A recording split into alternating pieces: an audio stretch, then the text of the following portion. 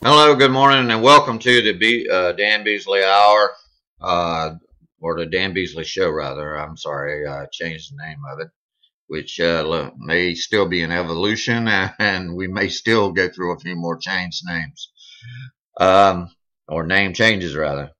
My coffee hasn't kicked in yet, folks. It's 8:20. It's 4:24 on 2013, and we're looking at some cooler weather here today. No, actually, it's going to be higher today. It's going to be in the 80s, and tomorrow it'll be a little cooler. Uh, our season seems to be a little messed up. Maybe it's global warming cooling, for all we know. I mean, I don't know. They don't know what to call it anymore. Seems like the issue has gone away from the public's eye for the time being, anyway, since you got just as many people on one side as the other, arguing over the point. Today, our story is called our topic of discussion is called a nation of law. A nation of law.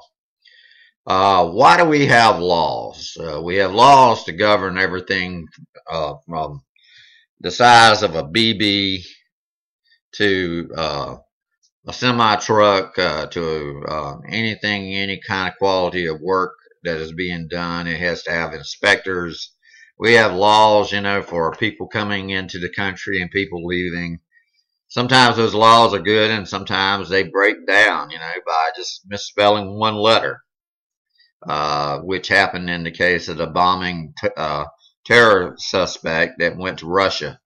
They were one letter off from knowing whether or not the fellow had taken a trip to Russia or not. Finally, after they sorted through that deal and Russia called us and warned us about these two guys, we ignored their warnings and we reaped the consequences. So, I mean, if we can't take an enemy's word for it, whose word can we take for it, really? I mean, think about it.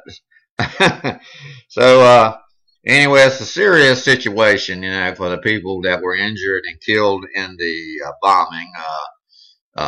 But this technology that they used in making these bombs were used by the military and given to the Afghan people in Afghanistan whenever they were fighting the Russians, and it used the old pressure cooker and explosive. It was a IED. It was an improvised explosive device, and it was effective at driving the Russians out of Afghanistan. I mean, it's one of the many factors, of course. Russia stayed there for 10 years and left and didn't win the war. A lot of people in Russia were angry because of it. Sounds like a familiar story, doesn't it? Sounds like it was their Vietnam. However, now we've probably got more Vietnams on our hands than we know what to do with, and we just don't know it yet. Our perpetual, forever, never-ending war on terror. I've heard the politicians say that on TV. I forgot the name of the politician who said it, but they said that the war would never end. It would always be a war on terror. So the military has finally found the ultimate victim, terrorist. And a terrorist is whomever they deem them to be. They could be homespun or they could be foreign. So we had homespun people that flew over, learned how to make an IED, came back and used it on our own people. So anyway, we're going to see all kinds of permutations and all kinds of combinations of things going on with people doing things such as these. And that was a law.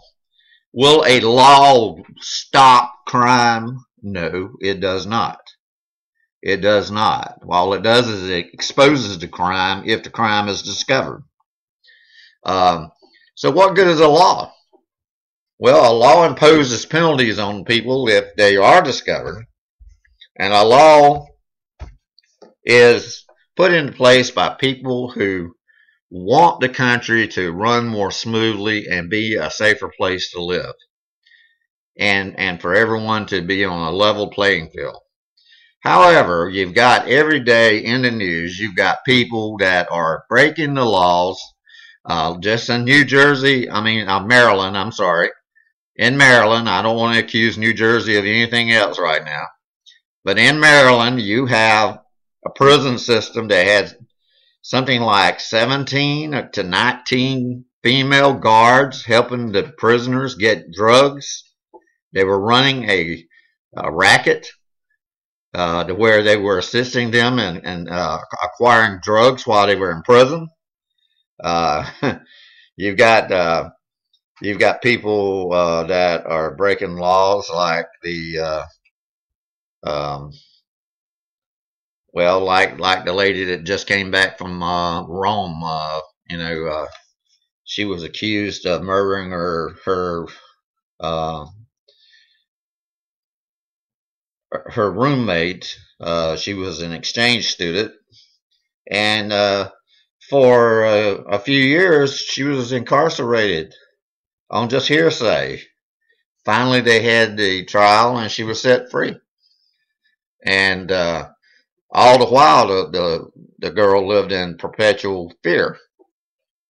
Knox was her name, and she lived in perpetual fear. The guards were groping her.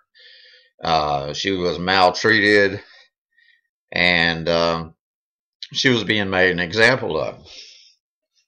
But now we've got a case of law, like law versus democracy, republic versus a democracy.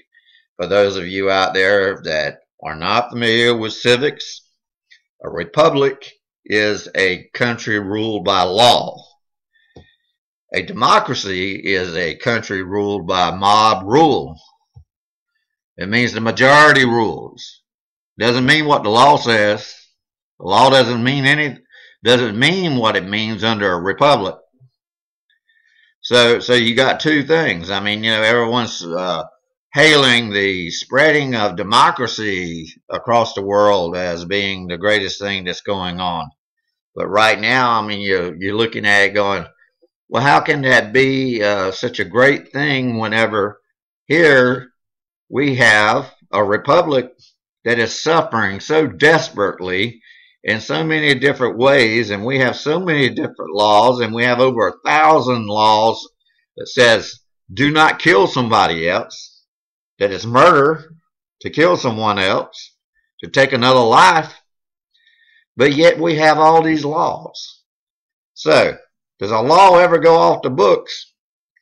I don't think they ever retire a law that I'm aware of. They may rescind a law. They may take it back, but for the most part, there's probably laws on there ever since the country first started, and they remain so. So we've got the blind leading the blind. We got a generation that followed another generation that passed some laws, and they don't know why those laws were passed. There was no explanation given, and none is looked for or sought after whenever they find someone that may have broken the law. Now I find out that there's a pilot that was fired by an airline, which will remain nameless. He admitted to them that he was smoking pot while he was flying to help his back, and they fired him. And now he's countersuing. That's law. He broke a law or a rule, a company rule, and possibly an FAA law. And now the man is trying to use the law to get back into his job. So we've got this fight going on, this tug of war going on between the lawbreakers and the lawmakers and the ones that administer the law. You got the situation, going on with other things in the country, like genetically modified foods. There's a law that's In some countries, it says it has to be labeled. There's a law in other countries that says, hey, sell it as though it's a natural product. We don't care. So they vary from state to state. They vary from country to country, and they vary around the world in different ways.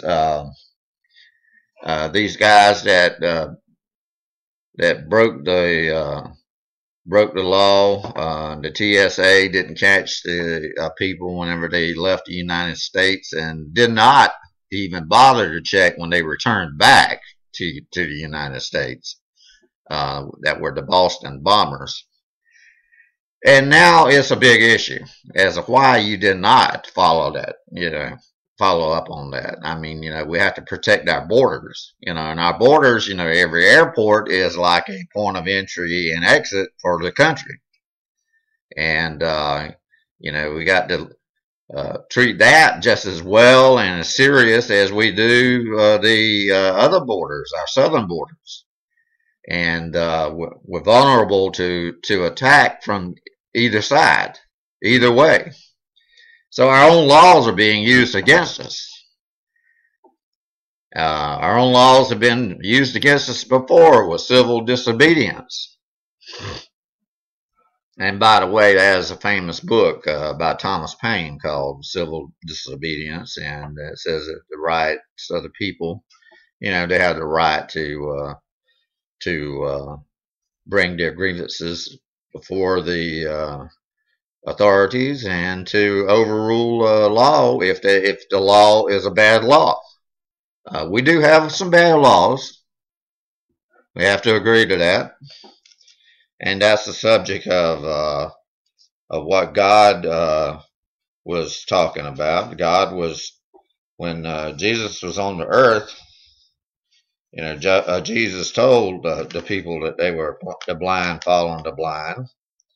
And Jesus told them that they should not follow the so-called Pharisaical law, which was handed down to Moses by God. But then again, a lot of these things were manipulated, and they were changed, and they were added to, and they were moved into a situation to where they wrapped themselves up in it to the point to where they had no freedom. I mean, there was a law for this, and a law for that, and a law for the other, and a law for growing things, a law for killing things, a law for the way a sheep should be sacrificed, a law. I am not knocking any of that. That is Levitical law. What I am talking about is the laws that they tried to get Christ on for not washing his hands before eating. They called Christ a drunkard whenever he was seen drinking with the people in their houses. And they called him a gluttonous man. They called him a devil. They called him everything else except God.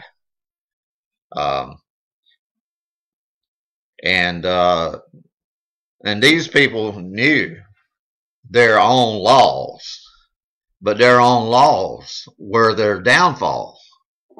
Their own laws were their stumbling block. Jesus is the stumbling block for their laws.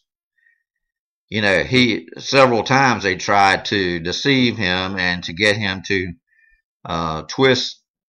They tried to twist his words into condemning him so that they could take him to trial. And they tried it with the woman at the well who was caught in adultery, and they tried catching them with should you pay tribute to Caesar, pay your taxes, and they tried other things, but Jesus saw through their schemes, and he beat every single one of them. And these people were highly upset, so they even stooped to even lower measures, and sought his death, through deception and hook and crook. So there's even laws against that, but guess what? They were in control of the law. So if those people who are in control of administering the law gain control